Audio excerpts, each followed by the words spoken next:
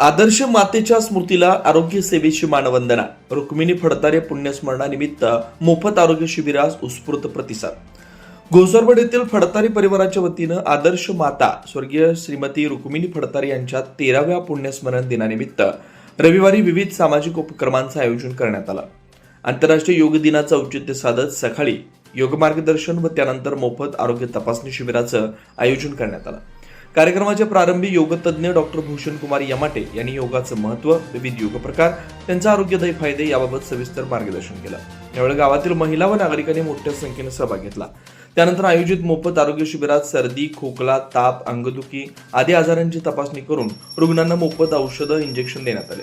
स्वानंद हॉस्पिटलचे डॉक्टर अर्जुन खट्टे यांनी सर्वसाधारण आरोग्य तपासणी केली, तर कुरुंदवाडचे डॉक्टर राजू जाधव यांनी पोटाच्या विकारांवरील रुग्णांची तपासणी करून आवश्यक सल्ला दिला. याच दिवशी त्यांचा वाढदिवस असल्यानं त्यांचा पुष्पगुच्छ देऊन सत्कार करण्यात आला. तसेच डॉक्टर स्वप्नील निर्मळे यांनी नाक, कान, घसा विकाराच्या रुग्णांची तपासणी करून आवश्यक उपचार केले. या शिबिरात सर्व उपचार, औषधं, इंजेक्शन पूर्णपणे मोफत उपलब्ध करून देण्यात आले.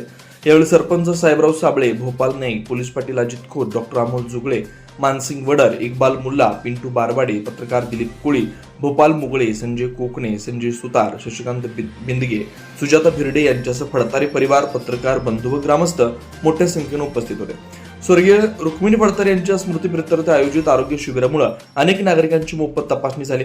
आरोग्य जनजागृती व समाजसेवेचा संदेश देणारा हा उपक्रम ग्रामस्थांनी कौतुकास्पद असल्याची भावना व्यक्त केली. शिवार न्यूजसाठी प्रतिनिधी बाळासो कोकणे.